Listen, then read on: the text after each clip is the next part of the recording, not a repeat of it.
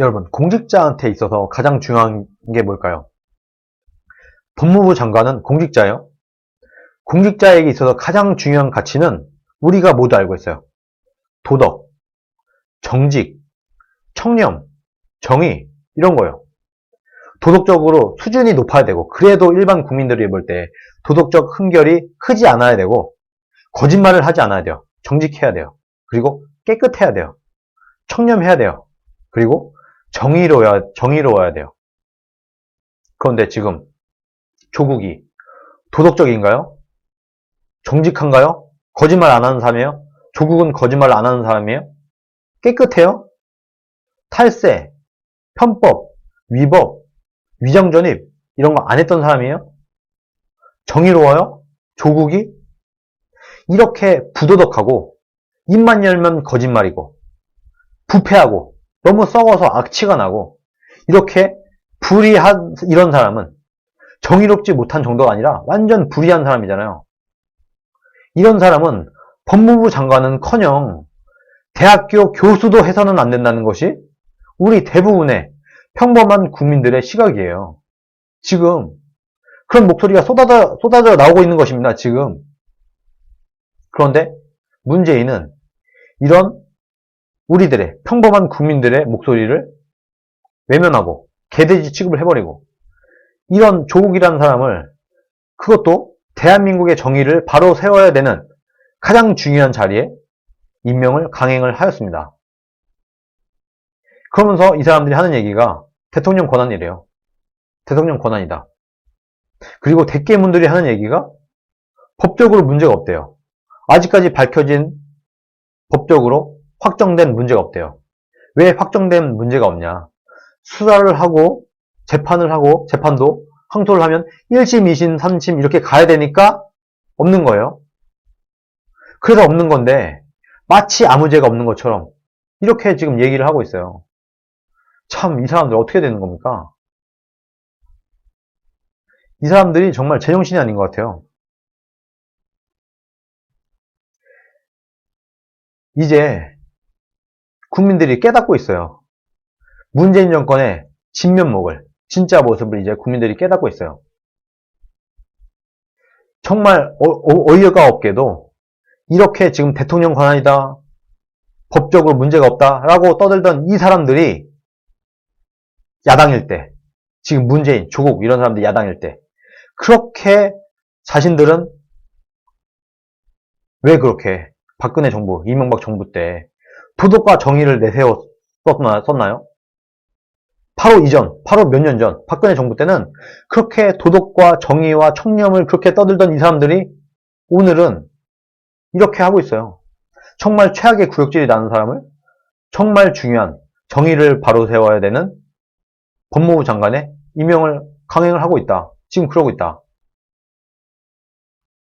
이제 국민들이 하나둘씩 깨닫다 못해서 이제는 다 돌아서고 정말 정치에 별 관심 없는 사람들까지 저한테 연락이 오면서 야 이건 도저히 안 되겠다. 나도 뭐라도 하고 싶다. 어떻게 해야 되냐? 이렇게 저한테 문의를 하고 있어요. 정말 내가 이제 더 이상은 내가 못 참겠다. 정말 해도 넘어간 것 같다. 문재인은 정말 제정신이 아닌 것 같다. 이런 얘기를 하면서 우리가 할 수 있는 것을 알려달라. 이런 문의가 저한테까지 막 들어오고 있어요. 야 어떻게 해야 돼 이제부터. 정말 이대로는 내가 가만히 못 있겠어. 이 문재인 이 미친 정권을 어떻게든 내가 이 미력이나마 이 한 사람이 할 수 있는 뭔가의 일을 알려준다면 나도 좀 해볼게. 나한테 얘기 좀 해봐. 이렇게 얘기를 하고 있거든요. 그런 상황에까지 올라왔습니다. 지금. 본인이 그렇게 만들었어요. 문재인 정권이. 이제 국민들은 깨달았어요. 문재인 정권의 위선과 민주당의 내로남불식의 이 사고방식을 깨달았어요.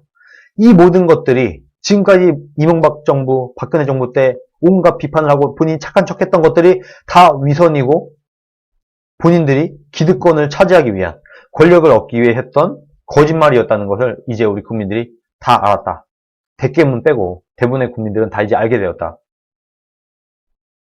이제는 우리 국민들이 대한민국의 정의를 지키기 위해서 대한민국의 정의를 무너뜨린 이 문정권과 싸울 수밖에 없다라고 저는 생각을 합니다. 왜? 좌우를 넘어서, 여야를 넘어서 정치적인 편견이나 편파를 떠나서 바로 이것이 정의이기 때문이에요. 문재인 정권이 정의롭지 않은 정권이기 때문에 우리가 대한민국의 정의를 살리기 위해서 우리가 이제는 행동을 해야 된다.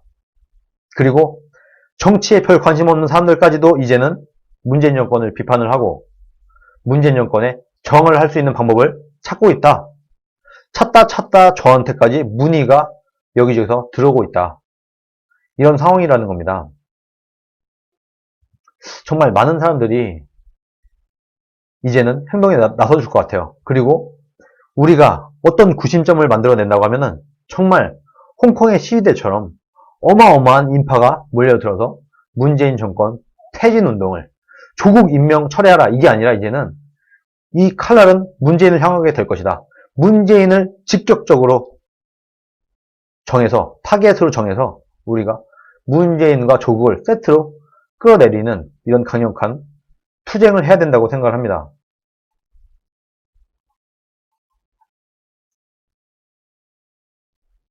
참 어이가 없는 일이 계속해서 이루어지고 있어요. 많은 사람들이 지금 윤석열을 우리가 믿어야 된다. 우리가 윤석열이 우리에게 정말 마지막 남은 희망이 아니냐.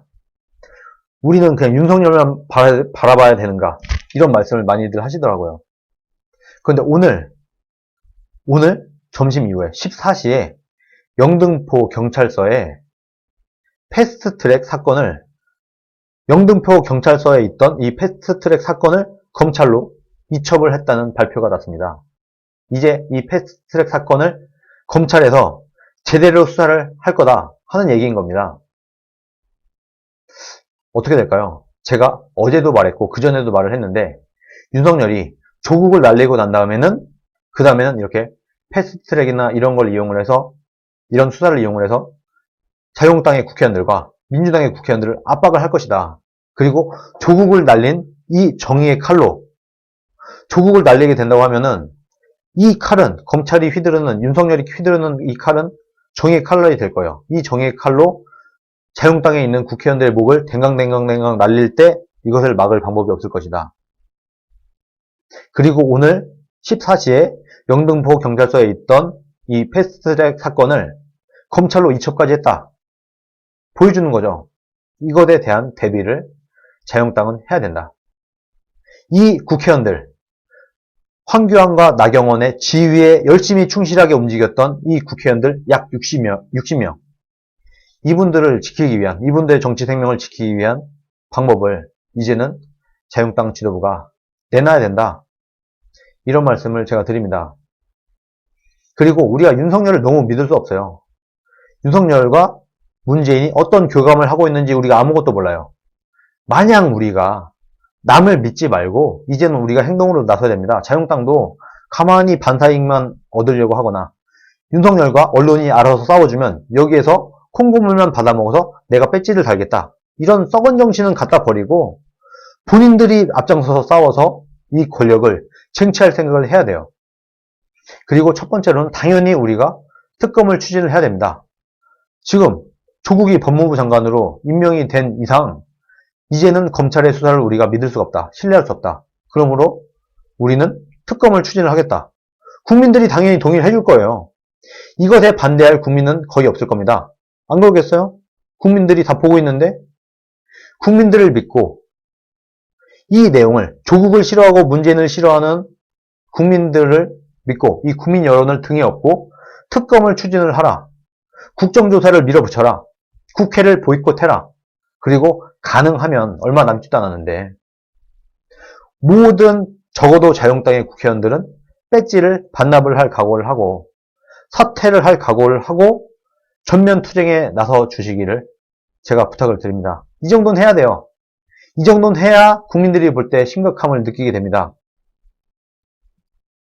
이전에 나경원 원내대표가 정말 자신들이 엄청나게 강한 뭔가를 보여줄 수도 있다. 우리가 국회의원들을 총사퇴를 할 수도 있다라는 카드를 꺼냈다가 쓱 이제는 없어져 버렸어요. 그러면 우리 국민들이 다 알고 있어요. 자유한국당에서 총사퇴 얘기를 했네? 자유한국당 국회의원들이 총사퇴를 할지도 모른다는 얘기를 했네? 라고 말을 한 것을 국민들이 알고 있거든요. 그런데 만약에 자유한국당에서 총사퇴 얘기가 안 나와. 그러면요, 국민들이 볼 때는, 아직은 자유한국당이 총사퇴를 할 만큼 심각한 상황은 아니겠구나, 라고 생각을 하지 않겠어요?